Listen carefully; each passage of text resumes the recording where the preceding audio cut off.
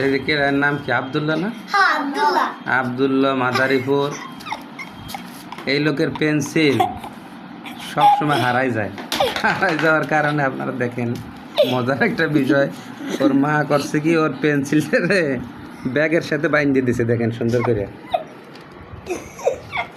করে বাইন্ধে দিছে, এই যাতে পেন্সিল আর হারাইয়া না যায়। কি বুদ্ধি দেখেন, ট্যালেন্ট। ওর মার অনেক ট্যালেন্ট, ওর অনেক ট্যালেন্ট। সুন্দর করে ব্যাগের সাথে বাইন্ধে দিছে। আপনাদের যদি কারো ছেলেমেয়ের যদি পেন্সিল হারায় যায়, কলম হারায় যায়, যদি স্কুলে পড়ালেখা করে, তাহলে আপনারা ওই বুদ্ধিটা অনুসরণ করতে পারেন। অনেক সুন্দর। এই জনে কাছে এনরা আবার অনেক তো ট্যালেন্ট, এনাদের তো আবার হারায় নাই যে। এই যে একজন খুব ট্যালেন্ট, এনা তো হারাই না।